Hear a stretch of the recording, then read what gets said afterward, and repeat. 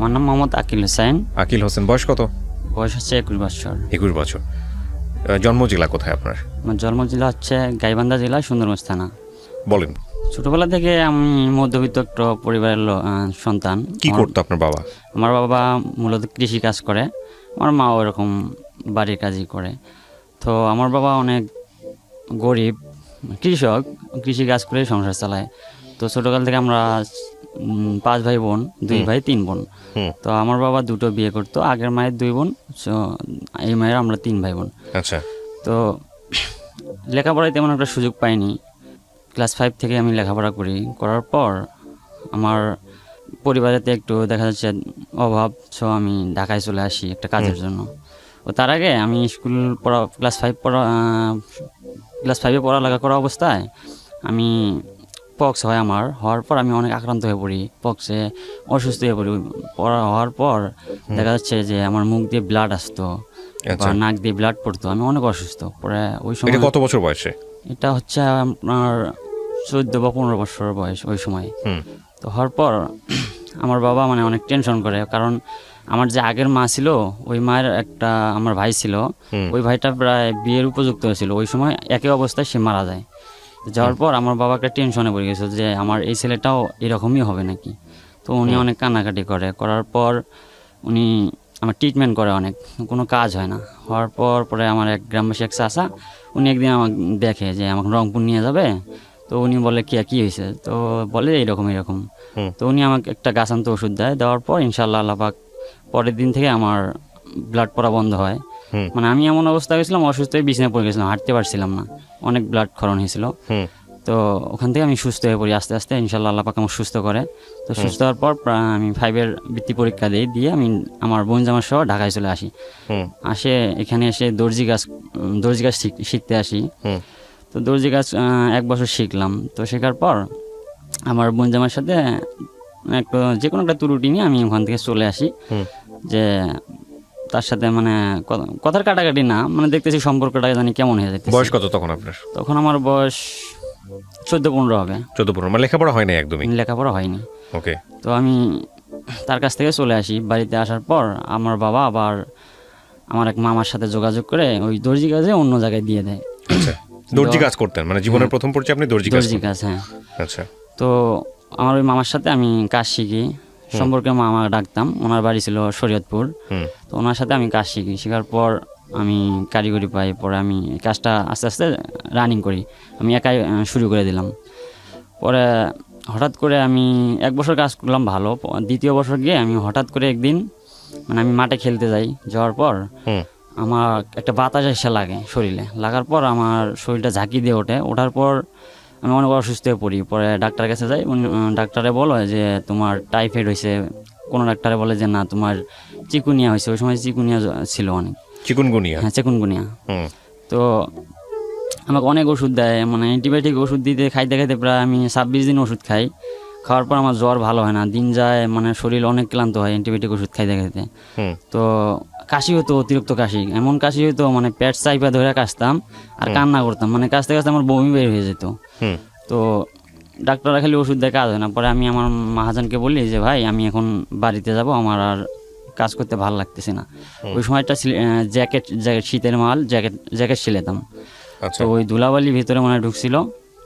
তো আমি রংপুরে আমার নানা বাড়িতে যাই। ওখানে গিয়ে আমি আবার ডাক্তারকে দেখে, তো জ্বরের ওষুধ দেয়, টাইফয়েড পরীক্ষা করলো যে না এগুলো কিছুই না।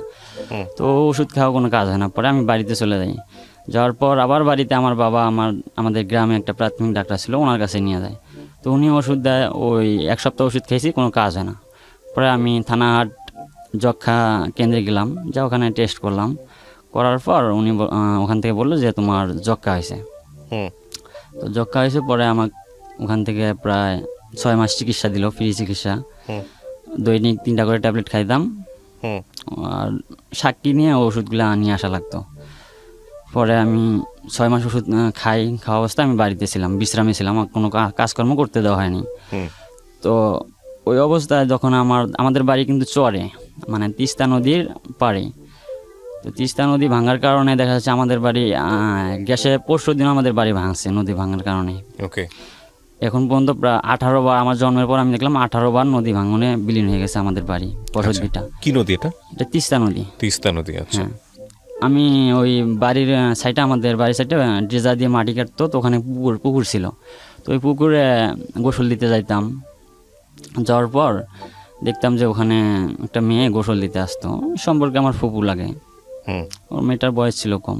তো বসে থাকতে থাকতে তার সাথে মানে কেমন জানি একটা ভাব সৃষ্টি হয়ে গেছে। আমি অনেক অসুস্থ ছিলাম, মানে টিবি রোগে এমন আক্রান্ত ছিলাম যে আমি হাঁটতে পারতাম না। আমার মানুষে বলতো যে ওদের বাড়িতে যাওয়া যাবে না, কিন্তু আমার মা ওই সময়টাতে আমাকে এমন আদর যত্ন করছে যে আমাকে মানুষে বলছিল যে ওর পোশাক ধরা যাবে না, ওর বিছানায় থাকা যাবে না, বা ও যে প্লেটে ভাত খাবে ওগুলা ধরা যাবে না আপনার সম্পর্কে। হ্যাঁ হ্যাঁ, মানুষে বলতো, কিন্তু আমার মা মানতো না। আমার মা আমার কাপড় চোপড় ধুয়ে দিত 2 দিন পর পর, আমার বিছানায় যা আমার হাত পা মানে মুছাই দিত, আমার খাওয়া, আমি যে ভাত খাওয়া ছাড়তাম ফালাইতাম ওই ভাতগুলো আমার মা ইচ্ছা করে করে খাইতো, মানে এতটা ভালোবাসতো, মানুষের কথা মানতো না। তো আমার বাবা অনেক মানে কেয়ার করে আমাকে ওষুধ খাওয়াতো, প্রতিদিন ঘুম থেকে উঠায় আমাকে ওষুধ খাওয়াইতো। ওই সময়টাতে পরে আমি বিশ্রামে ছিলাম বাড়িতে থাকার পর, ওই মেয়েটার সাথে আস্তে আস্তে ভাব হয়। পরে আমি একদিন আমাদের এলাকায় ওয়াজ মাহফিল হয়, সে মাহফিলে যাই ওয়াজ শুনতে। তো মেয়েটাও আসে। তো আসার পর আমার রাস্তায় তার সাথে দেখা হয়। পরে মেয়েটাকে আমি দাঁড় করাই বলি যে তোমার সাথে কিছু কথা আছে। তো আমার কাছ থেকে আমার হাতটা ঝাড়া দিয়ে চলে যায়। যাওয়ার পর ও ফোন নিয়ে আসছিল, ফোনটা আবার ফালায় রাস্তার মধ্যে পড়ে গেছিলো। তো ওই ফোনটা আমার এক বন্ধুই পাওয়ার পর আমাকে বলে যে আমি একটা ফোন পেয়েছি। তো ফোনটা নিয়ে দেখি ওর ফোন। তো আমি বললাম এটা তো ওর ফোনটা দিয়ে দে। কয় না আমি ফোনটা দেবো না। বললাম না দিয়ে দে। তো বললো না দেবো না। পরে দেখি ওই ফোন আসতেছে। তো ফোন রিসিভ করে দেখি আমার আরেক ফ্রেন্ডেও ওই ফোনে ফোন দিতেছে। তো ফোনটা আমি যেভাবে হোক নিয়ে, ওর আম্মু আসে, ওই মেয়েটার আম্মু আসে, ওনাকে দিয়ে দেই। দেওয়ার পর ওই মেয়েটার কাছে আমি ওই ফোন থেকে নাম্বারটা তখন নিয়ে নিই।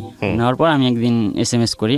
তো SMS সম্পর্কে যিনি ফুফু হয়, হ্যাঁ হ্যাঁ, আমি ফোন দেয়, SMS করার পর আমাকে ফোন দেয়। তো আমি যখন হ্যালো বলার পর ও ফোনটা কেটে দেয়। ওর বাবা ছিল সাথে। তো ফোনটা কেটে দিয়ে পরে আমাকে SMS করে কে আপনি। তখন আমি পরিচয় দিই। দেওয়ার পর ও আমার সাথে কথা বলে, কন্টিনিউ কথা বলতে। তখন আপনি কি পেশায় দর্জি? দর্জি, জি। ওই সময়তে আমি টিবি রোগে আক্রান্ত হওয়ার কারণে বিশ্রামে ছিলাম বাড়িতে। জি। কথা বলতে তো আমি বললাম যে আমার যে ফ্রেন্ডটা ফোন দিছিল ওর নাম বললাম যে তুমি কি ওনাকে চেনো? যে বলে হ্যাঁ চিনি। কেমনে চেনো? যে ও আমার সাথে রিলেশন করতে চায়, আমার বান্ধবীর কাছ থেকে ও নাম্বার নিছে। ও ভালো। কথা বলতে সে আমাকে বলল যে আমি যে আপনার সাথে কথা বলতেছি এটা যেন আপনার ফ্রেন্ড না জানে। বললাম কেন? কয় না জানলে হয়তো সমস্যা হবে, আপনি ওকে বললেন না আপনার সাথে বন্ধুত্ব হিসেবে কথা বলতেছি। আচ্ছা ঠিক আছে। এবং কথা বলতে প্রায় যখন 2-3 মাস চলে গেল, তো সে আমাকে বললো যে আমি তোমাকে কিন্তু ভালোবাসি। বললাম কেন? আপনি না আমার ফ্রেন্ডের সাথে কথা বলেন। কয় না আমি ওর সাথে রিলেশন করব না, আমি আপনাকে ভালো লাগছে, আমি আপনার সাথে রিলেশন করব। তো আমি বললাম না এটা সম্ভব না। পরে উনি বললো যে না কোনো সমস্যা নেই, আপনার ফ্রেন্ডের সাথে আমি কথা অল্প কয়েকদিন বলছি, ওর সাথে দেখাও হয়নি আমার। তো এরকম করে বলতে আমি রিলেশনে জড়াই গেলাম। আচ্ছা। জড়া যাওয়ার পর কিছুদিন 7 মাস রিলেশন করলাম ওর সাথে। পরে রিলেশন করা অবস্থায় ওর সাথে আমার রেগুলার রাতে দেখা হতো, দিনেও দেখা হতো, বা আমি যাইতাম ওর সাথে দেখা করতে, ফোনে যোগাযোগ হতো। তো ওর বাবা মা জানতে পারে যে ও আমার সাথে রিলেশন করে। তো ওর বাড়ির থেকে আমার বাবা আমার কাছে আমার এক দাদুকে দিয়ে প্রস্তাব দেয় যে জিজ্ঞেস করে দেখেন তো ওনার ছেলে আমার মেয়েকে বিয়ে করবে কিনা। তো আমার দাদু আয়সা আমাকে বলে, আমি বলছি না আমি এখন তো আর বিয়ে করবো না, এখন তো আমার বিয়ে বয়সই হয়নি, বা আমি অসুস্থ। পরে ওর আম্মু আয়সা আমার বাবাকে সরাসরি প্রস্তাব করে। 2-3 বার প্রস্তাব করার পর উনি সরাসরি এসে আমার বাবাকে প্রস্তাব করে। তো আমার বাবা বলছে যে না ও তো এখন বিয়ের বয়সে হয়নি, বা ও অসুস্থ, তো এইভাবে ও কেমনে বিয়ে দেয়। তো তারপরে আমার বাবা আয়সা মানে আমার ওই দাদুকে দিয়ে আমাকে বলাইছে যে জিজ্ঞেস করে দেখেন তো ও বিয়ে করবে নাকি। তো আমাকে বলছে, তো আমি বলছি না আমি বিয়ে করবো না, কারণ আমি অসুস্থ, বা এখন আমার বিয়ে করার যোগ্যতা হয়নি। তো এই বলার পর তারা তাদের মেয়েকে অন্য জায়গায় বিয়ে দিয়ে দেয়, অন্য একটা ছেলের কাছে। তো বিয়ে দিয়ে দেয়, সেই সময় আমি সুস্থ হয়ে ঢাকায় আসি। আসার পর আবার আমি কাজ শুরু করি। তো বিয়ে দিয়ে দেয়। বিয়ে দেওয়ার পরে ও আমার সাথে কন্টিনিউ যোগাযোগ করতো, যোগাযোগ করতো, আমি জানতাম না যে ওর বিয়ে হয়ে গেছে। তো আমাকে বলে যে আমার বিয়ে হয় নাই, আমি তোমার সাথে যাইতে চাই, তুমি কি আমাকে নিবা? তো আমি বলি আচ্ছা ঠিক আছে, আমি দেখতেছি, ভেবে দেখতেছি। তো আমি খোঁজ খবর নিয়ে দেখি যে না, ওর রেজিস্ট্রি হয়ে গেছে এবং কি বিয়েও হয়ে গেছে। পরে ওর স্বামী আমার সাথে যোগাযোগ করে, যোগাযোগ করে আমার জানতে পারছে যে আমার সাথে রিলেশন ছিল। তো যোগাযোগ করার পর ওর স্বামী আমাকে বললো যে ছোটো ভাই, আমি কোনো মেয়ে দেখিনি আমার জীবনে, কিন্তু ওকে দেখতে গিয়ে আমি এক দেখায় ওকে বিয়ে করে ফেলছি।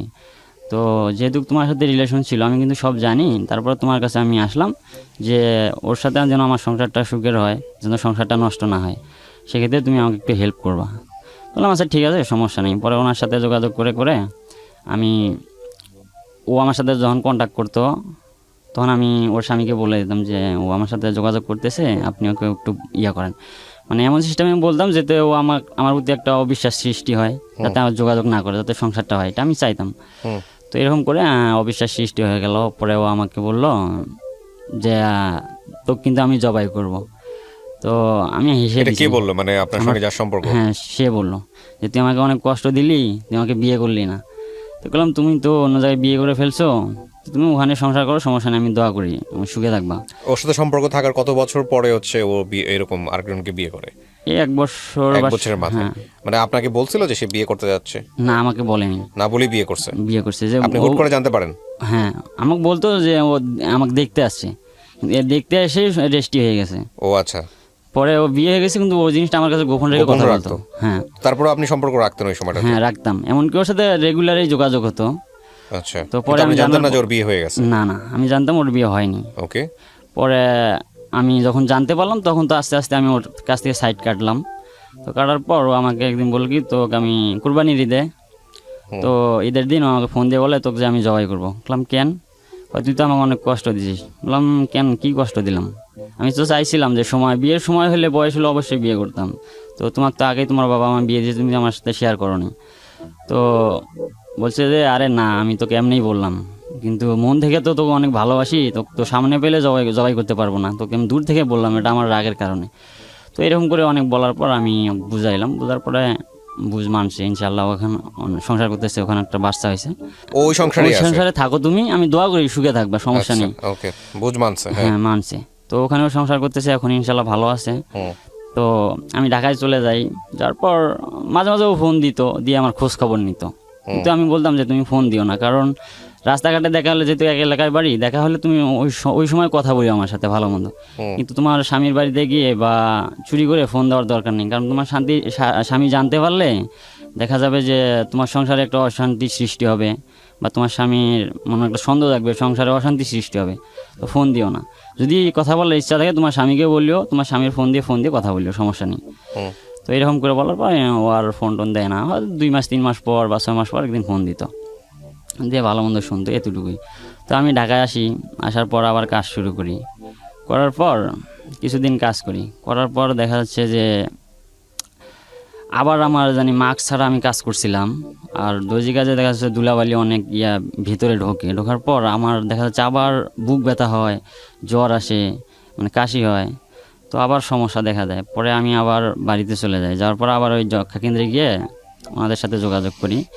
তো ওনারা আমাকে বলে যে যেহেতু একবার টিবি রোগ হওয়ার পর দ্বিতীয়বার আর হওয়ার চান্স থাকে না, সেক্ষেত্রে আমরা একটা ডাক্তারের সাথে যোগাযোগ করে দেই, ওনার সাথে আগে দেখো উনি কী বলে। পরে একটা মেডিসিন বিশেষজ্ঞ ডাক্তারের সাথে আমাকে দেখা করাই দেয়, চিলমারি ডায়াগনস্টিক সেন্টারে উনি চাকরি করেন, নামটা আমি বলতে চাচ্ছি না। তো উনি আমাকে একটা এক্সরে দেয়, 2টা ব্লাড টেস্ট দেয়। তো আমি ওগুলো করার পর বলে যে না, তোমার টিবি নাই, কিন্তু তোমার টিবি হওয়ার পরে তোমার যে লাঞ্চে একটা ক্ষত ছিল, সেটা পরিপূর্ণ আর কি হয়নি। তো আমার কিছু মেডিসিন দিল, তো মেডিসিনগুলো আমি খাইতেছিলাম। খাওয়ার পরে দেখি আমার কোনো উন্নতি হয় না, দিন যায়, আমার হাত পায়ে বল শক্তি কমে যায়। তো যাওয়ার পর উন্নতি হয় না, 2টা ডোজ দিয়েছিল, কাজ হয় না। পরে উনি আমাকে বললো কি যে তাহলে তুমি এক কাজ করো, তুমি আর একটা বার টিবির ওষুধ খাইয়ে দেখো। তো বললাম আচ্ছা স্যার, আপনার যেটা ভালো হয়, আপনি তো ভালো বোঝেন, দেন যদি ভালো হয়। তো উনি আবার আমাকে 6 মাসের জন্য টিবির ওষুধ খাওয়ার দিল। পরে আমি ওষুধ খাওয়া শুরু করলাম। খাওয়ার পর দেখা যাচ্ছে যে ওষুধটা 6 মাস খাওয়ার পর মানে আমার বুকের ব্যথাটা কম ছিল, কিন্তু দিন যায় মানে আমার আর শরীর ঘাটতির দিকে চলে যায়। ওষুধ খাওয়ার পর জানি মনে হয় আমার শরীরে মারাত্মক রকমের কিছু ক্ষতি হয়েছে। মানে হাত পায়ে বল থাকতো না, মানে হাঁটতাম মনে হয় যেন আমার হাত পা ঠাস ঠাস করে ফুটতো, শরীরে জ্বর জ্বর ভাব হইতো, মানে আরও অনেক সমস্যা দেখা দেয়। পরে 6 মাস আমি ডোজটা কমপ্লিট করার পর আবার আমি ঢাকায় চলে আসি অসুস্থ অবস্থায়। জি। এসে কিছুদিন কাজ করি, কিন্তু আমি ভালো থাকতে পারতেছিলাম না। পরে আমি আবার চলে যাই বাড়িতে। যাওয়ার পর আমি রংপুরে আর একটা মেডিসিন বিশেষজ্ঞ ডক্টর নারায়ণ সরকার, হ্যাঁ ডক্টর নারায়ণ সরকার চন্দ্র, ওনার সাথে আমি যোগাযোগ করি। 600 টাকা বিল দিয়ে ওনার কাছে আমি চিকিৎসা নেই। তো নেওয়ার পর উনি কিছু মেডিসিন দিল, তো ওগুলো খাওয়ার পর মোটামুটি ইনশাল্লাহ আমি সুস্থ হয়ে বাড়িতে। তো ঈদে আমি বাড়িতে গেছি।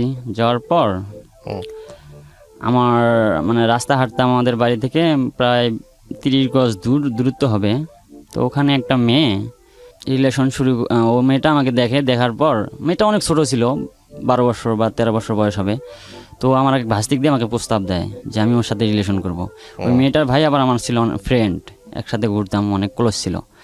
তো ওনার সাথে ও আমাকে প্রস্তাব দেয়, তো আমি প্রস্তাবে রাজি নই, যে না ও অনেক ছোটো মেয়ে, আর আমি তো অল্প কয়েকদিন মনে মনে ভাবি যে অল্প কয়েকদিন একটা রিলেশন করলাম, সেখানে অনেক কষ্ট পেয়েছি, তো ওইগুলো জড়াতে যাব না, আমি যেহেতু পরিপূর্ণ সুস্থ না।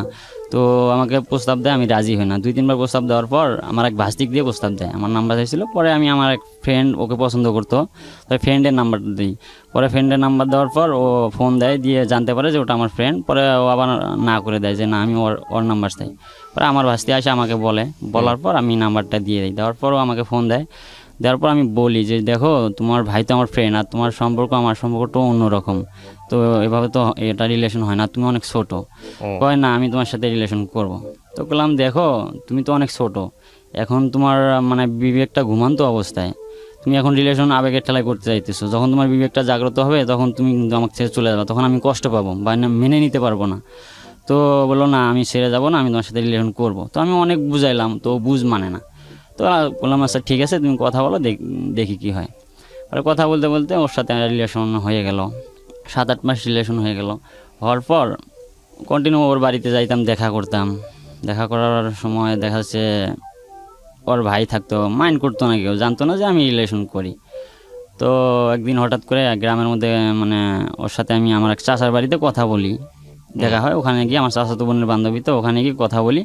কথা বলার পর মানুষ, এলাকার লোক দেখতে পারে যে আমি ওর সাথে কথা বলতেছি গ্রামের মধ্যে। বাড়িতে এসে দেখে যে আমি ওর সাথে কথা বলতেছি, তো মানুষে অন্য একটা মাইন্ড করে নেওয়ার পর আমি ওখান থেকে বের হয়ে আসি। আমার এক দাদু এসে আমাকে বের করে দেয়।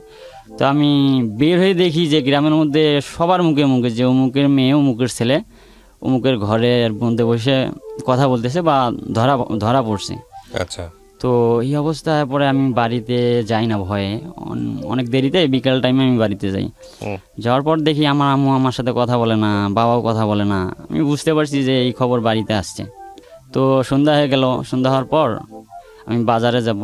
তো ওই সময় আমার ওই প্রেমিকা আমাকে ফোন দিয়ে বলে যে তুমি কই আছো? তো আমি বাজারে। তো কয় আমার এক চাচির সাথে তুমি কথা বলো।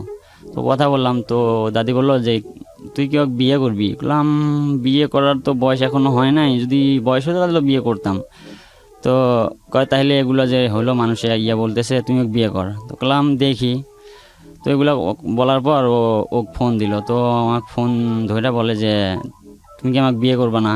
বললাম হ্যাঁ করবো। তো কয় যদি তুমি আমাকে বিয়ে করো তাহলে এই মুহূর্তে নিয়ে চলো আমাকে, আর না হলে আমি কিন্তু আত্মহত্যা করবো। তো আমি বললাম এগুলো পাগলের মতন কি বলে, তোমার কি হয়েছে? কিছুই তো হয়নি। কয় না এলাকার লোকের কাছে আমি আর মুখ দেখাবো না, মানুষ বিভিন্ন রকমের কথা বলতেছে। ওকে।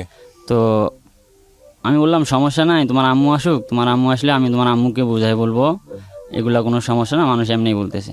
তো ওর আম্মু মানে মাঠের কাজে থেকে আসার পর ওর আম্মু ওর কাছ থেকে শুনে আমাকে ফোন দেয়। তো আমি বলি যে না এগুলা মানুষ এমনিই বলছে, আমি ওর সাথে এমনি কথা বলছিলাম। তো ওর আম্মু বললো তুমি কথা বলবো আমার বাড়িতে এসে কথা বলতা, মানুষের বাড়িতে কেন গেছো? আর মানুষের এক একজনে এখন এক একটা কথা বলতেছে। তো অনেক আমাকে বুঝার পর ওকে বুঝ দেয়। তো বুঝ দিয়ে ও নিয়ে যায় ওর মামার বাড়িতে। তো ওখানে নিয়ে যা অনেক বুঝ দেয়। তো বুঝ দিতে প্রায় ওখানে 3-4 দিন ছিল। তো আমি ওর সাথে আর কি দেখা করতে গিয়েছিলাম ওখানে ওর মামার বাড়িতে। দেখা করতে গেছি, ওর মামার বাড়িটা ছিল ধূপনি নামে একটা জায়গায়, ওখানে ওর মামার বাড়িতে আমি খোঁজ নিয়ে নিয়ে যাই ওর সাথে দেখা করতে। তো দেখা করতে গিয়ে ওর মামা নিয়ে আমাকে দেখে যে আমি ওখানে আছি, পরে আমাকে ডাক দেয়, আমি বলি যে হ্যাঁ আমি এখানে আসছি ওর সাথে দেখা করতে। হুম। পরে ওর মামানি বলে হ্যাঁ তোমার এত বড় সাহস, তুমি এখানে আসছো দেখা করতে? আমি বলছি না, শুধু ওর সাথে একটু দেখা করে আমি ঢাকায় চলে যাবো, আর বাড়িতে থাকবো না। আচ্ছা। তো ওর মামানি আমাকে বলে হ্যাঁ তোমার এত বড় সাহস, তুমি ওর সাথে দেখা করতে আসছো? পরে ওর মামানি আমাকে বেশ কয়েকটা ছেলে পেলে দিয়ে আটকাই দিল, দিয়ে বলছে থানায় ফোন দিল, ধূপনি থানায় ফোন দিল যে তোমাকে আমি পুলিশের হাতে তুলে দেবো ইফটিজিংয়ের মামলায়, দাঁড়াও। আচ্ছা। তো ফোন দিল। তো ওই সময় একটা লোক আসলো, ভদ্রলোক, ওনার নামটা ছিল সানা ভাই, উনি হেলথের চাকরি করতো সুন্দরগঞ্জে। হুম। তো উনি আইসা রাস্তার মধ্যে দেখে আমাকে ধরছে। তো আমাকে বললো যে বাবু তোমার কি হয়েছে? তো বললাম ভাইয়া এই অবস্থা, আমাকে ধরছে, আমি এমনি দেখা করতে আসছিলাম কিন্তু আমাকে ধরছে, আমাকে নাকি থানায় দিবে। তো উনি আবার আমার ওর মামিকে বললো যে ভাবি এদিকে আসেন। পরে ওনাকে দেন কি বললো, উনি মানে না, উনি বলে যে না আমি থানায় দেবো। তো উনি বললো যে না সমস্যা নেই, আজকের বার ছেড়ে দেন, পরবর্তীতে আসলে আপনার যা মন চায় তাই করেন, সমস্যা নেই। পরে উনি আমাকে হুন্ডাই করে নিয়ে আমাকে বাড়িতে পৌঁছায় দেয়। তারপর আমি বাড়িতে আসি। আসার পর আমার প্রেমিকা মনে হয় 3-4 দিন পর আবার বাড়িতে আসে। আসার পর ও আমাকে বলল যে আমার না রমজান মাসে আমার খালাতো ভাই দিয়ে বিয়ে ঠিক হয়ে গেছে। হুম। তো বললাম তোমার 13 বছর বয়স, 13 বছর 6 মাস ওই সময় বয়স, এই সময় তোমার বিয়ে দিয়ে দিবে? কি বলো পাগলের মতো। কয় না আসলে আমাকে বলে নাই, কিন্তু বলছে আমি শুনছি তাই তোমাকে বললাম, এখন কি করবা? আমি কই কি করব? কয় রমজান মাস পর্যন্ত সময়, ও রমজান মাসে ও ঢাকা থেকে আসলে আমাকে বিয়ে দিবে। তো ওর খালাতো ভাইয়ের সাথে নাকি, ওর খালাতো ভাই আবার আগে একটা বিয়ে করছিল রিলেশন করে, ও রিলেশন করে বিয়ে করছিল, করার পর ওই মেয়েটা নাকি আবার কিছুদিন সংসার করার পর অন্য একটা ছেলের সাথে রিলেশন করে চলে গেছে। তো ওই মেয়ে দিয়ে মানে ওর খালা আর ওর আম্মুর সাথে মানে একটা কন্ট্যাক্ট ছিল যে তোর মেয়েটা বড় হলে আমার ছেলেকে দিয়ে তোর মেয়ের বিয়ে দেবো। তো ওটা আমি জানতাম না, তো জানলে হয়তো আমি রিলেশনটা কন্টিনিউ করতামও না। তো ও আমাকে বলেনি। তো ও আইসা আমাকে ওইরকম করে বললো যে আমার বিয়ে ঠিক হয়ে গেছে রমজান মাসে, তুমি এখন কী করবা, আমাকে নিয়ে চলো, আমি তোমার ছাড়া বাঁচবো না। তো এরকম করে যখন বললো তখন আমি বাড়িতে, তো আমি ওকে বললাম যে আচ্ছা ঠিক আছে আমি দেখতেছি। পরে আমি বাড়িতে আমার বাবা ওর আম্মুর কাছে প্রস্তাব দিল, আমি বলার পরে প্রস্তাব দিল, দেওয়ার পর অন্য জনক দিয়ে প্রস্তাব দেওয়া হয়েছে, আমার দাদাকে দিয়ে। উনি বলছে যে না আমি বিয়ে দেবো না। তো আমার বাবা নিজে গেছে যে দেখেন আপনার মেয়ের সাথে আমার ছেলের রিলেশন, এটা সবাই এখন গ্রামে সবাই জানছে, যে আমি ছেলের বাবা হয়ে আপনার কাছে সরাসরি আসলাম, আমি মানুষ পড়ার দরকার নাই, আমি নিজে আসলাম, আপনি আপনার মেয়েটাকে দেন, শুধু আপনার মেয়েটাকে দেন আমার ছেলের কাছে, আমি বিয়ে দিয়ে যা করার আমি করব, কিচ্ছু লাগবে না। তো উনি বললো যে না আমি বিয়ে দেবো না, আমার মেয়ে এখনও ছোটো। তো বলে ঠিক আছে যদি বিয়ে নাই দেন তাহলে তো আর জোর করার কিছু নাই, তবে পরবর্তীতে যদি কোনো দুর্ঘটনা ঘটে, হয়তো আমি এখন আপনার কাছে আমি আছি, তখন কিন্তু আপনি আমার কাছে যাইতে পারবেন না, বা আমি আমার ছেলেকে অনেক শাসন করছি, তারপরেও যদি কিছু করে তখন কিন্তু আমার কাছে আর যাইতে পারবেন না, বা আমি এর জন্য কোনো কিছু দায়ী নিতে পারবো না, আমি আমার ছেলেকে অনেক বুঝাইছি, শাসন করছি। তো উনি বললো যে না আমি বিয়ে দেবো না, আমার মেয়ে ছোটো। তো এরকম করে আমি ঢাকায় বাড়িতেই ছিলাম। তো আমার স্ত্রী বলল যে প্রথম রমজানে ও বাড়িতে আসবে, আসলে আমার বিয়ে হয়ে যাবে, সব কিছু কমপ্লিট। তো আমাকে বলে আমাকে নিয়ে চলো। পরে আমি ওকে নিয়ে ওকে বললাম আচ্ছা ঠিক আছে তাহলে আমি যাবো। পরে দিন ঠিক করলাম, দিনটা ঠিক করে ওকে বললাম তাহলে চলো। পরে ওকে নিয়ে ও বললো কেমনে যাব, তুমি দেখো কেমনে পারো। পরে ওর আম্মু মাঠে গেছে, চরের মধ্যে জমিতে কাজ করতে গেছে, ওই সময় প্রাইভেটে গেছে, প্রাইভেটে গিয়ে ওই দিক দিয়ে পরে চলে আসছে। আমি আবার একটা অটো ঠিক করে রাখছিলাম, ও অটোতে করে আমরা দুজনে উলিপুরে আসি। উলিপুর থেকে আমি একটা বাস নিয়ে আমার ফুপুর বাড়িতে যাই, দিনাজপুর, যেখানে আমি আমার জন্মের পরে কখনো যাইনি। আমি আমার ফুপুকে বলছি ফুপু আমি আসতেছি আপনার বাসায়। তো উনি বললে যে আচ্ছা আসো, অনেক দিন পর আসতেছো। তো বারবার আমাকে ফোন দিতেছে, দেওয়ার পর বললো যে কই তুমি? পরে বললাম আমি দিনাজপুর আসি। তো আমার ফুফাতো ভাইকে রিসিভ করতে পাঠায় দেয় আমাকে। তো ও আসে দেখে যে আমার সাথে একটা মেয়ে। পরে নিয়ে বাসায় গেলাম। পরে আমার ফুপু জিজ্ঞেস করলো যে এটা কে। পরে আমি কিছু বলি না, শুধু হাসি। তো হাসার পর বললো যে কে বলো। পরে বললাম এইরকম এরকম, ওকে আমি নিয়ে আসছি। পরে আমার বাড়িতে যোগাযোগ করলো, তো আমার বাবা জানতে পারলো। জানার পরে আমার বাবার সাথে কথা বলার পর, তো আমার ফুপা ছিল মুক্তিযোদ্ধা। তো উনি বলছে যেহেতু বয়স কম, এটা কীভাবে কী করা যায়, সম্ভব না তো, বিয়ে শাদী ব্যাপারে এগুলা হবে না। তো তারপরে আমি আমার শ্বশুরবাড়িতে আবার আমার বউ একটা চিঠি লিখে আসছিল যে আমি আকিল হোসেনের সাথে ঢাকা যাইতেছি, তোমরা আমাকে আর খোঁজ করিও না, আমি আর বাড়িতে আসবো না, আমি ওকে বিয়ে করব। এই জন্য ওর সাথে চলে গেলাম। এই চিঠিটা আমার শাশুড়ি দেখার পর কিছু লোকজন আমার ওই ফুপুর বাড়িতে ঠিকানা দেয় যে আমি দিনাজপুর যাইতেছি। তো আমার ফুপুর বাড়িতে লোকজন পাঠায় দেয়।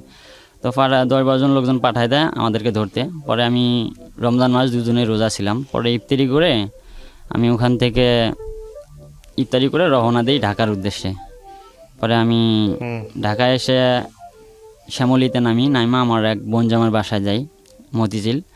ওখানে যে আমি 3 দিন ছিলাম। তো ওখানে মোহরি ধরলাম বিয়ে পড়ার জন্য। তো মোহরি বলে যে না, বয়স কম, যেহেতু ওর স্কিল সার্টিফিকেট আছে সেক্ষেত্রে বিয়ে হবে না।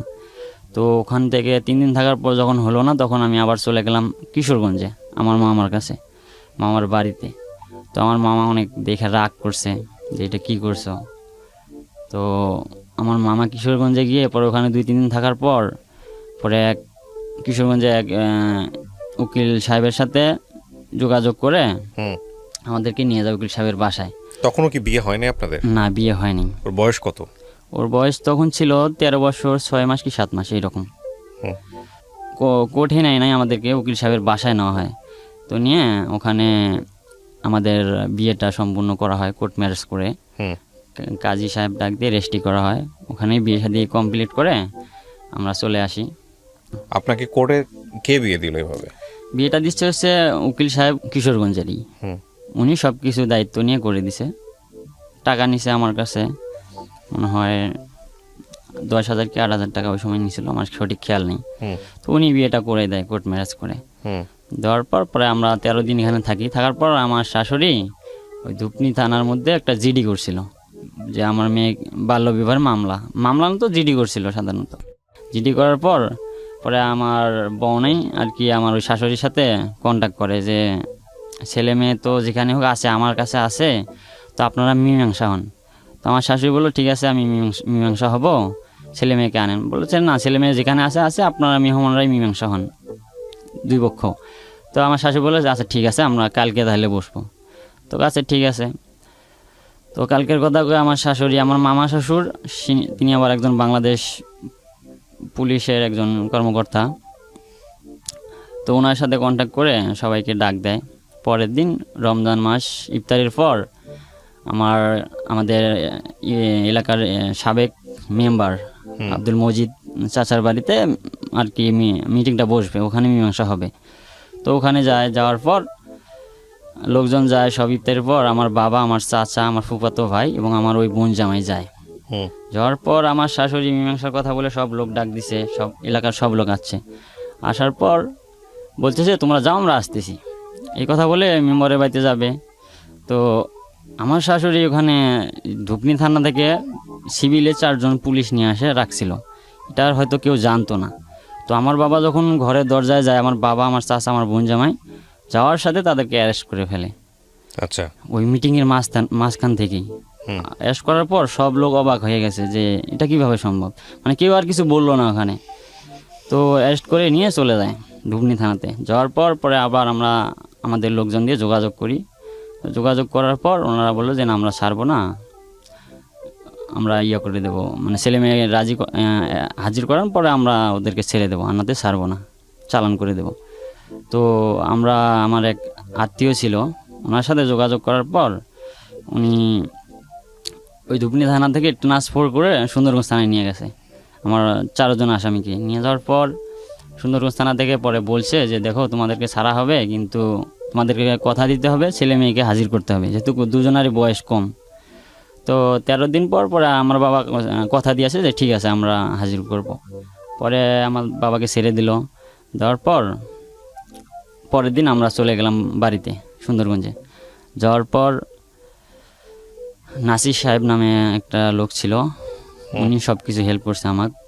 উনি পরে আমার ওই ওসি সাহেবের সাথে যোগাযোগ করে ওসি সাহেবের কাছে আমার স্ত্রীকে রিটার্ন দিয়ে দিল। দেওয়ার পর বলল যে আমার শাশুড়ি বলছে যে দেখেন ওর তো বয়স কম, ওকে আমরা নিয়ে যাই, নিয়ে যা রাখি, লেখাপড়া করুক, যদি ওর পূর্ণ বয়স হয়ে যায়, যখন সাবালিকা হবে, ও যদি ইচ্ছা করে ওর কাছে যাবে তো যাবে, সমস্যা নেই। তো বললো ঠিক আছে। ওই কথা বলে তারা নিয়ে গেল। আমি আমার মতো আমাদের বাড়িতে আসলাম। আসার পর 3 মাস কি 4 মাস পর আমার আমার বউয়ের সাথে তখন আমার কন্ট্যাক্ট নেই, যোগাযোগ করতে দেয় না। তো 3-4 মাস পর আমি হঠাৎ করে একদিন শুনি, না ও আমার ফোনে পরে যোগাযোগ করলো, রেগুলার কথা হয়, চুরি করে করে কথা বলে আমার সাথে। তো হঠাৎ করে একদিন শুনি যে ও নাকি বিয়ে হয়ে গেছে। ওর খালাতো ভাই যে ছিল, ওই খালাতো ভাই দিয়ে ওর বিয়ে হয়ে গেছে। তো বিয়ে হয়ে গেছে, তো আমি বললাম যে তোমার যে বিয়ে হয়ে গেছে আমাকে তো ডিভোর্স করলা না, আমি ডিভোর্স লেটার তো পাইলাম না, কেমনে বিয়ে হলো? আর তোমার আম্মু বললো যে তুমি নাবালক, এই বলে থানায় থেকে নিয়ে গেল। নিয়ে যাওয়ার পর তুমি আবার কেমনে সাবালিকা হলো, আবার তোমার আম্মু তোমাকে কেমনে ওখানে দিয়ে দিল? কারণ তখন আপনি কই? তখন আমি বাড়িতে পালিয়ে থাকেন নাকি জেলে পড়ছেন তখন? না, আমি জেলে ছিলাম না, আচ্ছা, আমাকে ধরতে পারে নাই। আমি আপনার বাবা মা তখন জেলে?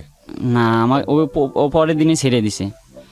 দেওয়ার পর আমি বললাম যে তোমার মামা তিনি একজন থানা পুলিশ, তোমার আম্মু শিক্ষিত, তিনি একজন ওয়ার্ড ভাইস চেয়ারম্যান, তো তোমার ফ্যামিলিটা পুরাই শিক্ষিত। আমি না হয় অশিক্ষিত, ভুল করে নিয়ে গেছিলাম, তোমাকে নিয়ে বিয়ে করছিলাম। তো আমি তো থানার মধ্যে গিয়ে সেটা ভুল স্বীকার করে তোমাকে জমা দিয়ে আসলাম। আর তোমার আম্মু বললো যে না, আমি সাবালক না হওয়ার পর্যন্ত আমি ওকে লেখাপড়া করাবো। তো কিভাবে তোমাকে আবার তোমার খালাতো ভাইয়ের সাথে বিয়ে দিয়ে দিল? তো দেওয়ার পর এই কথা বলার পর বললো আমি তো এসব জানি না। তো বললাম তুমি তাহলে বিয়ে বসলা? তো না, আমাকে জোর করে করাইছে। তো জোর করে করাইছে। বললাম আচ্ছা ঠিক আছে, কাজী দিয়ে বিয়ে পড়াইছে না কোর্টে? কয় না, কাজী দিয়ে। যেদিন তোমাকে ডিভোর্স করাইছে ওই দিনেই বিয়ে পড়াইছে। তো 3 মাস। তো ওই সময় ও যখন আমার কাছে ছিল, তখন 3 মাস পর ও মানে ওখানে যাওয়ার পর ওর পেটে বাচ্চা ছিল, বাচ্চা কনসেপ্ট করে ফেলছিল ওই সময়। তো বাচ্চাটা 3 মাস পর ওর আম্মু নষ্ট করে ফেলার পর ও অনেক অসুস্থ হয়, হাসপাতালে নেওয়া হয়। পরে ওর আম্মুকে আমি ফোন দিলাম যে ও কই? ও অনেক অসুস্থ, ওর ব্লাড হইতেছে, ও হাসপাতালে আছে, ওর সাথে এখন যোগাযোগ করতে, কথা বলা যাবে না। বললাম আচ্ছা ঠিক আছে। তো ওইভাবে কিছুদিন গেল, তারপর অসুস্থ হয়ে বাসায় ফিরে আমাকে ফোন দিয়ে বলে যে পরে ওর জিএসসি পরীক্ষা, পরে 5 মাস পর ও পরীক্ষা দিতে আসলো ওদের বাড়িতে, আমাদের কাশিম বাজারে। তো জিএসসি পরীক্ষা দেওয়ার পরও আমার সাথে রেগুলার যোগাযোগ করতেছে, কন্টিনিউ কথাবার্তা হইতেছে। তো আমাকে বলে যে আমি তো তোমার কাছে যাব। আমি বললাম কেন, তোমার তো ওই জায়গায় বিয়ে হয়ে গেছে, তুমি আবার আমার কাছে আসবা কেমনি? তো বললো যে না, আমি তো ওকে স্বামী হিসাবে মেনে নিতে পারছি না, আর যেহেতু আমি তোমার সাথে রিলেশন করছি, আমি তোমার সাথে থাকতে চাই, তোমার সাথেই বাঁচতে চাই, আমি তোমার কাছেই যাব, তুমি আমার স্বামী, আমি ওকে স্বামী হিসাবে মেনে নিতে পারি না। আমি যদি নাবালক হয়ে থাকি বা আমার যদি স্বামীর প্রয়োজন হয়, তাই আমি তোমার কাছেই যাব। আমার জীবনে যদি স্বামী লাগে তো আমি তোমাকেই নিয়ে থাকবো, আমি ওকে স্বামী হিসাবে মেনে নিতে পারছি না। তো এগুলো বলার পর তার সাথে আমার রেগুলার যখন যোগাযোগ হয়, এরকম কন্টিনিউ যোগাযোগ হইতে তো তোর যখন জিএসসি পরীক্ষা শেষ হয়ে গেল, হওয়ার পরের দিন আমরা আবার তারিখ ঠিক করলাম, যে হওয়ার পরের দিন ওকে নিয়ে আবার আমি চলে আসলাম ঢাকায়। নিয়ে আসি আবার আমি ঢাকায় এসে আমার ইয়ের বাসাতে উঠলাম, আমার এক বোনের বাসায়, আমার বড় বোনের বাসায়। তো ওখানে কিছুদিন থাকার পর আমি চলে যাই আবার আমি কিশোরগঞ্জে চলে যাই। কিশোরগঞ্জে যাওয়ার পর আবার ওই উকিল ধরেই ওকে ডিভোর্স করা হয় কোর্টে নিয়ে। তো উকিলে ওকে জিজ্ঞেস করলো যে তুমি কি নিজ ইচ্ছায় যাচ্ছ নাকি ও জোর করে নিয়ে আসছে? বলছে যে না, আমি নিজ ইচ্ছায় যাচ্ছি। তো বললো তুমি তো বিয়ে করছো অন্যজনাকে, তো ওর কাছে কেন আসলা? তো বললো যে না, আমি ওকে স্বামী হিসাবে মেনে নিতে পারছি না, আর আমাকে ওখানে জোর জুলুম করে ডিভোর্স করে ওকে দিয়ে বিয়ে দেওয়া হয়েছে। তো কোর্টে এগুলা মানে অনেক লোকজন বসা ছিল, তো ওরা সবাই শুনলো ওর মুখে। তো শুনে ও নিজ ইচ্ছায় ও ডিভোর্স করলো ওর খালাতো ভাইকে। ডিভোর্স করে পরে আবার পুনরায় আমার সাথে বিয়ে দিয়ে দিল। আবার নতুন করে কোর্ট ম্যারেজ করে বিয়ে করলাম। করার পর ভালোই ছিলাম, প্রায় 1 মাসের মতন ভালোই ছিলাম। থাকার পর হঠাৎ করে একদিন আমার বাবাকে ধরে নিয়ে গেল পুলিশে বাজার থেকে। এই বিয়ে করার কারণে? হ্যাঁ, আর বাবাকে তো আবারও ধরে আগেও ধরে আগে ধরছিল একবার, পরে আমার বাবাকে আবার ধরলো, ধরার পর আমরা জানলাম যে আমার নামে অপহরণ মামলা করা হয়েছে। হুম আমার শাশুড়ি এবং আমার মামা শ্বশুর মিলে মামলাটা করছে যে ওদের বাড়ি থেকে ওর স্বামীর বাড়িতে যাইতে ধরেছিল। আমি রাস্তার মাঝ থেকে আমার বন্ধু বান্ধব সহ মোটর সাইকেল দিয়ে ওকে মানে ওখান থেকে তুলে নিয়ে আসছি। এই ধরনের একটা মামলা সাজিয়ে মামলাটা করে ধুবনি থানায়। তো তারপরে আমার বাবাকে ধরে নিয়ে যায়, নিয়ে যাওয়ার পরে ধুবনি থানার পুলিশ অফিসার আমার বাবাকে বলে যে কিছু টাকা পয়সা দাও, আমরা তোমাকে ছেড়ে দিই। তো আমার বাবা বলছে যে না, আমি টাকা পয়সা দেবো না, আপনারা নিয়ে যান, আমাকে নিয়ে যা চালান দিবেন এটাই তো দেন। তো চালান দিল, নিয়ে যায় থানায় রাখলো একদিন। রাখার পর আমার যে মামা শ্বশুর পুলিশ উনি আসছে, আসে আমার বাবাকে বলে যে তুমি কি আমাকে চেনো থানার মধ্যে? তো আমার বলছে না, আমি তো আপনাকে চিনি না। তো আমার মামা শ্বশুর বলে যে আমি নরিনের মামা, আমি কিন্তু এবার কিন্তু তোমার যে কাশিমবাজার যে চর আছে এই চর কিন্তু ওলট পালট করে দেব। তো আমার বাবা বলছে দেন, আপনার ক্ষমতা আছে আপনি দেন। আমার বাবা জেলেই তখনও।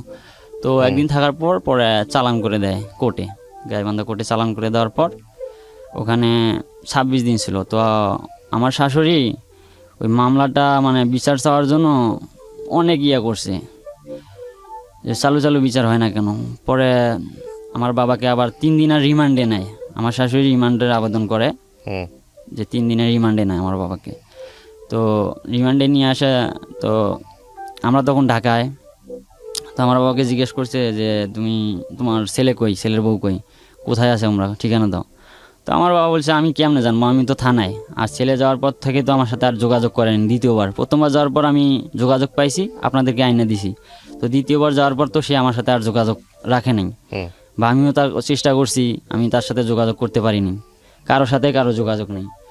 তো তখন রিমান্ডে নিয়ে আসলো, তখন আমি আমাদের বাড়িতে জানতে পারলো যে তার রিমান্ড হয়েছে 3 দিনের। পরে বাড়ির থেকে তারা লোকজন চলে গেল যে বৃদ্ধ লোক, এই লোককে রিমান্ডে নিয়ে মারধর করলে তো অবস্থা খারাপ হয়ে যাবে। অসুস্থ ছিল আমার বাবা, ওনার 2টা কিডনিতেই সমস্যা, অনেক অসুস্থ। কয়েকদিন পর পর শরীরে রস নামে, অনেক ব্যথা হয়। তো ওই লোকরে রমজান মাসেই ধরে নিয়ে গেল। তো আবার রিমান্ডে নেবে 3 দিনের। তো রিমান্ডে নিয়ে এসে ওগুলো জিজ্ঞেস করলো। তো আমার বাবাকে সময় দিল, কয় তুমি তোমার 15 দিন সময়, 15 দিনের ভিতরে তুমি তোমার ছেলেকে হাজির করাও। ধুবনি থানা পুলিশ বললো। তখন আমার বাবা বললো আমি তো থানায় আছি, আমি কেমনে হাজির করবো, আপনারাই দেখেন, আপনারা তো বাইরে আছেন, আপনারা চেষ্টা করে দেখেন, খুঁজে বের করতে পারলে নিয়ে আসেন, আমি কেমনি বের করবো এখান থেকে। তো এই কথা বলার পর আমি আমাদের লোক যায় থানায়, যেহেতু রিমান্ডে নিছে সেক্ষেত্রে খামে করে তাদেরকে 5,000 টাকা দেয় থানায়, যে যাতে তাদেরকে আমার বাবাকে মারধর না করে। তো ওনারা মারধর করে নাই, ওনারা এমনি মুখে জিজ্ঞাসাবাদ করছে। তো জিজ্ঞাসাবাদ করার পর আমার শাশুড়ি আবার গেছে ওই সেদিন থানায়, আমার বাবার জন্য রুটি কলা এগুলো নিয়ে গেছে। নিয়ে যা আমার বাবাকে দিছে যে এগুলো খাও। তো আমার বাবা বলছে যে না, আমি আপনার এগুলো খাবো কেন, আমাকে যে পুলিশ অফিসার নিয়ে আসছে আমার স্যারে যা খাইছে আমাকেও তো তাই খাওয়াইছে, তো আমি আপনার রুটি কলা তো খাবো না। তো এগুলো বলার পর আমার শাশুড়ি অনেক মানে রাগারাগি করে ওখান থেকে চলে আসছে। তো আসার পর আবার আমার বাবাকে নিয়ে গেছে 3 দিন রিমান্ড হওয়ার পর, আবার কোর্টে নিয়ে গেছে। তো কোর্টে নেওয়ার পর আমরা এইদিকে আমি পরে ঢাকায় গিয়ে চাকরি খুঁজি, ওই সময় চাকরি নেই, হাতে টাকা পয়সা নাই। পরে আমার ফুফাতো ভাইয়ের সাথে কন্ট্যাক্ট করে পরে আমি ঢাকা বেক্সিমকো যে একটা আছে ফ্যাক্টরি আছে, গার্মেন্টস ফ্যাক্টরি, তো বেক্সিমকোতে আমি চাকরি নিই। অনেক কষ্টের পর ওখানে চাকরি হয়। তো চাকরিটা হওয়ার পর আমরা 2জন ওখানে থাকি, আমি চাকরি করি প্রায় 1 মাস চাকরি করলাম। অনেক কষ্ট, মানে থাকা খাওয়ার অনেক কষ্ট, মানে 2জন যে ছিলাম অনেক কষ্ট, বালিশ ছিল না থাকার ঘুমানোর, ঘরে অনেক ওই সময় অনেক ঠান্ডা শীতে। পরে আমার মা একটা পাঠায় আমার জন্য, কম্বল খেতা এগুলো নিয়ে মানে অনেক কষ্ট করে ওখানে থাকতাম। ঠিকমতো খাওয়া হতো না, মানে বাড়িতে টাকা পয়সার এক সমস্যা, এখানে আমি চাকরি পাচ্ছিলাম না, টাকা পয়সা নাই, ওকে নিয়ে অনেক কষ্ট করে ওখানে থাকতাম। ও তো মেয়েটা অনেক ছিল ছোট, তো ওকে অনেক কষ্ট দিতাম না, আমি যতটুকু পারতাম ওকে ভালো রাখার চেষ্টা করতাম। ও আমাকে বলতো যে দেখো আমি ওকে পরে বললাম যে তুমি তোমার বাড়িতে যোগাযোগ করো, তোমার আম্মুর সাথে তোমার আব্বুর সাথে কথা বলো, বা তোমার মামার সাথে কথা বলো যে আমি আসছি, আমি ওর সাথে থাকতে চাই, তুমি তো ম্যানেজ করতে পারবা তোমার ফ্যামিলিকে, তো তুমি কথা বলে দেখো। তো বলে যে না, আমি ওনাদের সাথে কথা বলবো না, আমি আমার বাবা মা আমার পুরো ফ্যামিলি ত্যাগ করে আসছি, আমি আর তাদের সাথে কথা বলতে চাই না, তোমার যদি লজ্জা না থাকে তুমি কথা বলো। তো তারপর আমি ওর মামাতো বোন একটা ছিল, ওনার নাম হচ্ছে মুন্নি আপু, ওনার সাথে আমি যোগাযোগ করতাম। তো উনি আমার কাছে যোগাযোগ করতো কথা বলার জন্য ওর সাথে। তো ওকে দিতাম, ও কথা বলতো না, যে তোমার লজ্জা নেই তুমি কথা বলো। আমি কথা বলবো না, আমি মা বাবা সব সাইডে দিয়ে আসছি, তোমার মা বাবাই আমার মা বাবা। আর তুমি যদি গাছতলায় থাকো আমি গাছতলায় থাকবো, কিন্তু আমি আমার ফ্যামিলির কাছে আর যাব না। যে আমার ফ্যামিলি তো আমার ভালো চাইতেছে না, আমি যেটা চাই আমার ফ্যামিলি চায় না, ওই ফ্যামিলির আমার প্রয়োজন নেই। তো এইরকম করে ছিলাম 1 মাস, ওখানে আমি চাকরি করলাম। তো খুব কষ্ট, বেতন না, বেতন পাই নাই, খাওয়া দাওয়ার অনেক কষ্ট হইতো। তো ঘরে যে থাকতাম ওই সময় ঠান্ডা, বালিশ ছিল না, তো একটা ব্যাগ নিয়ে আসতো, ওই ব্যাগের মধ্যে মানে শীতান দিয়ে 2জন থাকতাম। সকালবেলা দেখা যেত আমি ডিউটিতে কোনোদিন খেয়েও যেতাম, কোনোদিন না খেয়েও যাইতাম। ঘরের চাল ডাল ছিল না, পরে আমার মা বাড়ি থেকে চাউল পাঠাতে, ওগুলো দিয়ে আর কি চলি 1 মাস। চলার পর পরে আমার বাবার জামিন হয় না, পরে অনেক দিন মানে ওই সময় আবার করোনা ভাইরাস চলে আসে, ভাইরাসের কারণে আর জামিন হয় না। আজ ডেট দেয়, আবার পাউসে যায়, আবার পরে একটা ডেট দেয়, ওটা পাউসে যায়, এরকম করতে করতে 26 দিন ছিল কারাগারে থাকার পর পরে 80,000 টাকার বিনিময়ে আমার বাবার জামিন হয়। সে চলে আসে, আসার পর আমার স্ত্রীর সাথে আমার সাথে পরে যোগাযোগ হয়, কথা বলে। তখন আমার বাবা আমার সাথে কথা বলে, আমার স্ত্রীর সাথে কথা বলে। তো আমার স্ত্রী আমার বাবাকে জিজ্ঞেস যে বাবা আপনাকে যে ওখানে ধরে নিয়ে গেছিলো কোনো কষ্ট হয়েছে? তো আমার বাবা বলে যে না, আমার কোনো কষ্ট হয়নি। কিসের কষ্ট? ওখানে আরও লোক ছিল, তাদের সাথে আমি ছিলাম, কোনো কষ্ট হয়নি। তো আমি এগুলা মানে পাশ থেকে বলে দিতাম যে শোনো দেখি ওখানে কীরকম কষ্ট হয়েছিল, বাবাকে তো ধরে নিয়ে গেছিলো, তুমি একটু শোনো, আমি তো আর শুনতে পারতেছি না। তো ও বলতো, আয়সা বলতো যে কীরকম কষ্ট হয়েছিল। না, আমার কোনো কষ্ট হয়নি, ভালোই ছিলাম। তবে তোমরা দুজন যেন একসাথে থাকো, কোনো দিন যেন আর দুজনের মধ্যে ঝগড়া না হয়, বা দুজন যেন দুজনকে ছাড়াছাড়ি না হয়। আমার যা হয়েছে এই কষ্ট আমি মেনে নিতে পারবো যদি তোমরা দুজন একসাথে থাকতে পারো, বা তোমাদের সংসার যদি সুখের হয়, আমার কষ্ট কোনো কষ্ট না। তো এরকম করে দিন যাইতেছে। আমার বাবা বের হয়ে আসার 20-25 দিন পর আমার বাবা আমাকে বললো যে দেখ, ও আসামি দিছিল আমাকে 1 নাম্বার, আমার একটা ফ্রেন্ড ছিল, ও আমার সাথে ঘোরাফেরা করতো, সন্দেহজনকভাবে ওকেও দিছে, ও কোরআনে হাফেজি পড়তেছে, ও দিছে 2 নাম্বার আসামি। ওর বাবাকে দিছে 3 নাম্বার, না আমার বাবাকে দিছে 3 নাম্বার, ওর বাবাকে দিছে 4 নাম্বার, আমার আম্মুকে দিছে 5 নাম্বার। তো আমার বাবাকে ধরার পর পুলিশ আসতো, আইসা হামকি ধামকি দিত, আমার আম্মু আবার পালাতো, বাড়িতে এসে ভয় দেখাইতো, এলাকার লোককে ভয় দেখাইতো।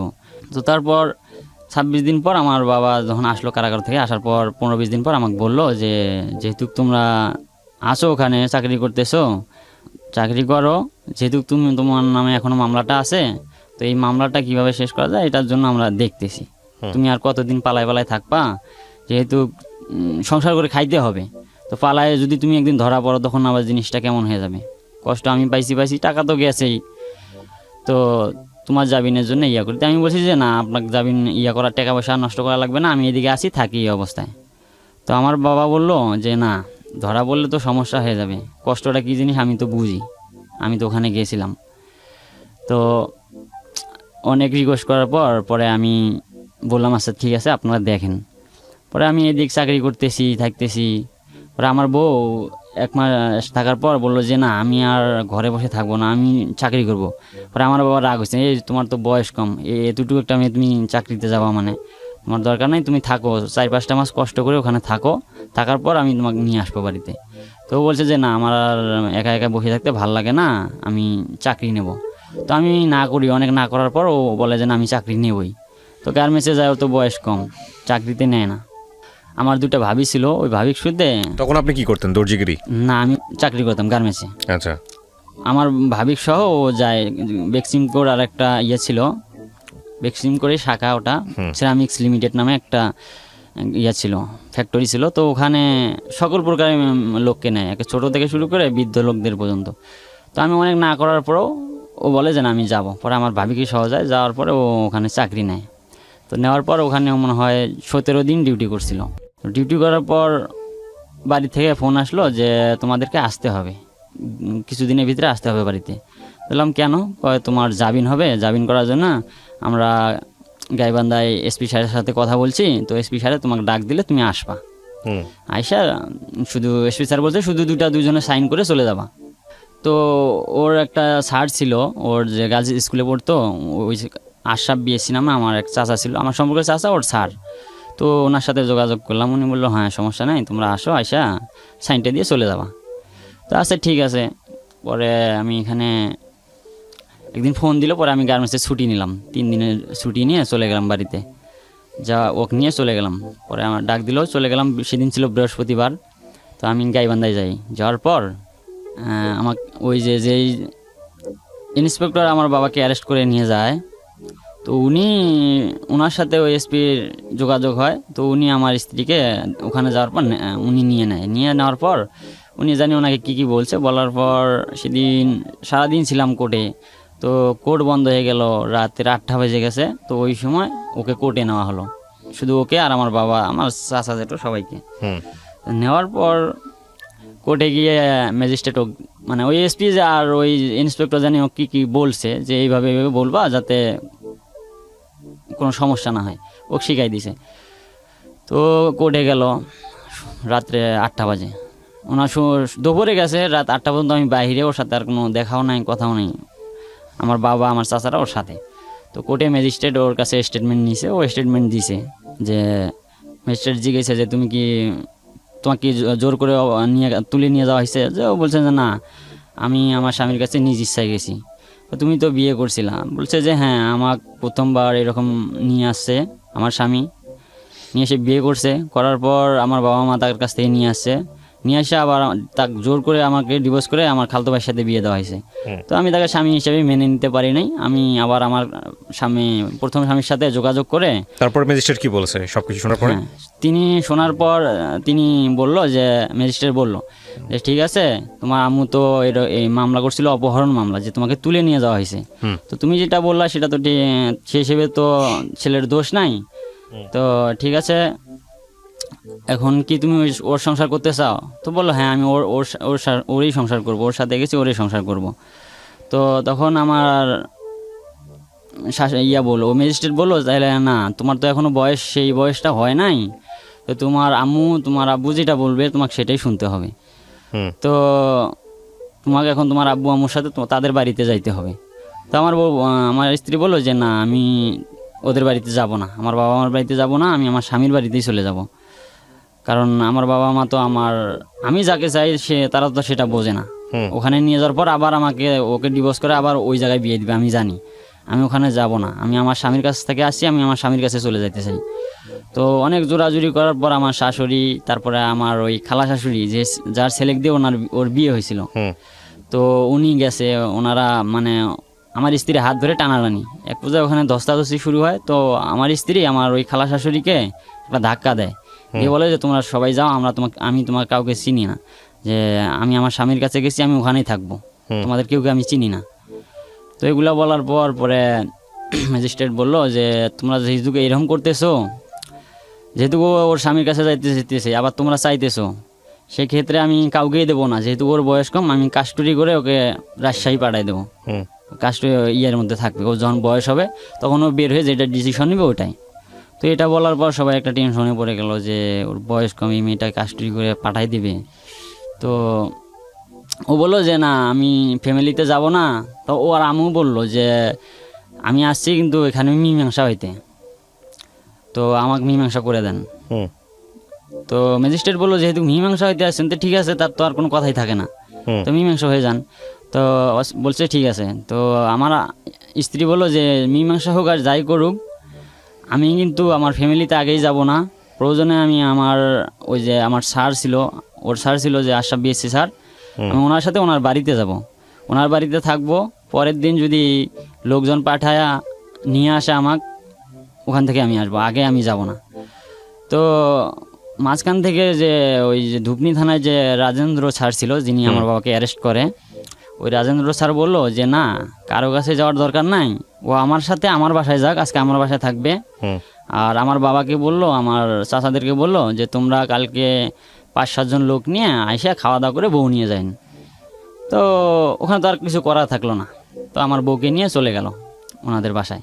তো রাস্তায় আসলাম, আমরা আইসা আবার ধুপনিতে দেখা করলাম ওর সাথে। তো বললো যে হ্যাঁ, তোমরা কালকে আসো, ওর মামা আসলে তোমরা 2-4 জন লোক এসে খাওয়া দাওয়া করে বউ নিয়ে যান। তো বললাম আচ্ছা ঠিক আছে। পরে আমরা কোর্ট থেকে বাড়িতে গেলাম, যাওয়ার পর রাত্রে থাকলাম, পরের দিন ফোন দিলাম। তো ফোন দেওয়ার পর রাজেন্দ্র স্যার বলে যে ওর মামা তো এখনও থানাতেই আছে ডিউটিতে, উনি আসতে পারে নাই, তো উনি পরশু দিন আসলে তোমরা পরশু দিন আসো। আচ্ছা ঠিক আছে, আমরা পরশু দিন যাব। তো পরশু দিন ফোন দিলাম, তো বলে যে না এখন একটু সমস্যা আছে, আপনারা মঙ্গলবারে আসেন।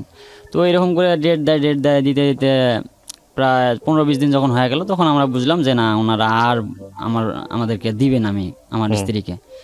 তো ধুপনি থানার থেকে আমার ওই দারোগা সাহেব উনি আমার এক বোন জামাইকে ফোন দেয়, দিয়ে বলে যে আকিল হোসেনের বউকে দেওয়া হবে, তবে তোমরা কিছু টাকা নিয়ে আসো থানার মধ্যে।